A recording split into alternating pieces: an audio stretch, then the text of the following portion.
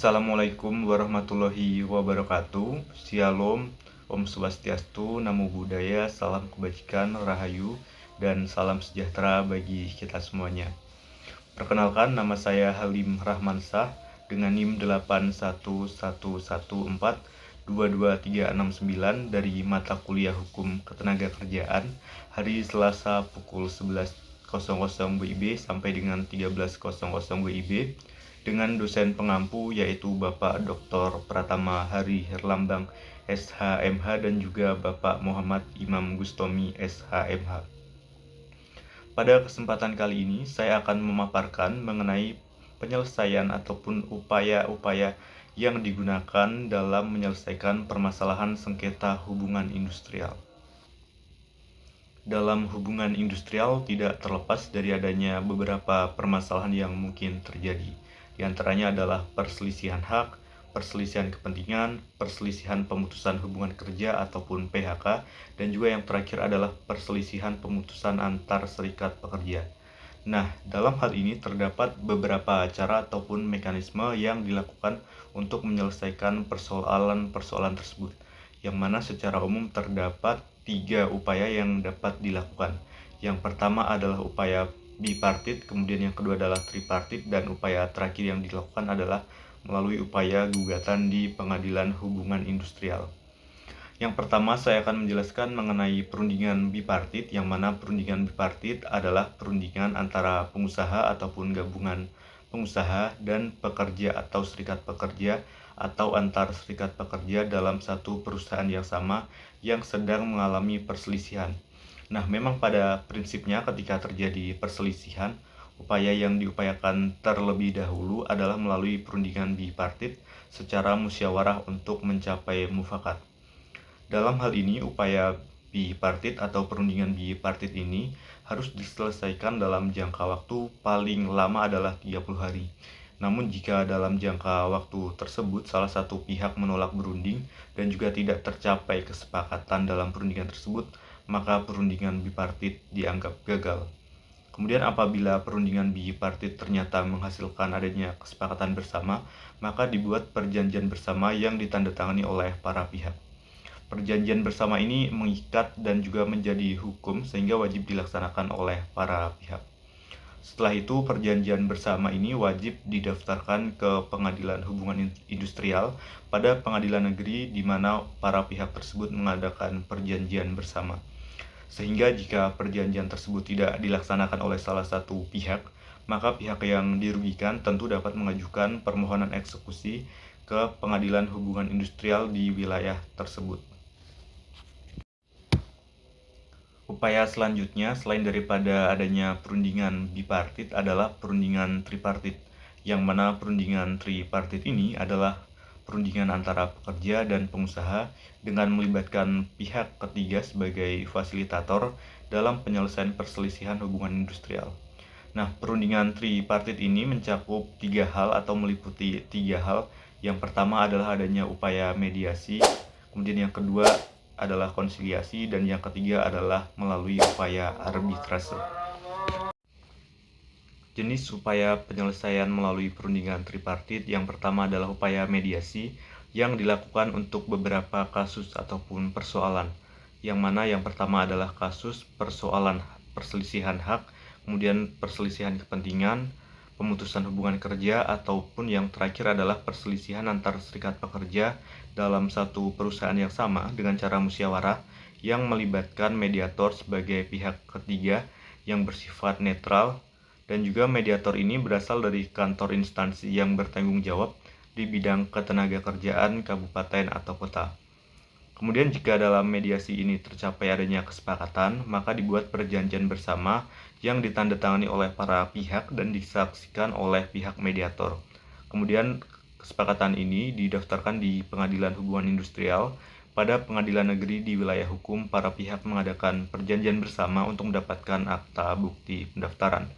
Kemudian upaya yang kedua adalah melalui upaya konsiliasi yang dilakukan untuk penyelesaian perselisihan kepentingan, pemutusan hubungan kerja, dan perselisihan antar serikat pekerja yang dilakukan oleh konsiliator yang netral dan terdaftar pada instansi yang bertanggung jawab di bidang ketenagakerjaan tingkat kabupaten atau kota.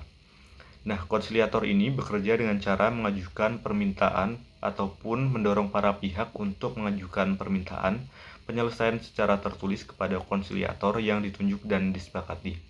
Jika melalui konsiliasi ini tercapai adanya suatu kesepakatan, maka dapat dibuat perjanjian bersama dan didaftarkan di Pengadilan Hubungan Industrial. Pada pengadilan negeri di wilayah hukum, para pihak mengadakan perjanjian bersama untuk mendapatkan akta bukti pendaftaran.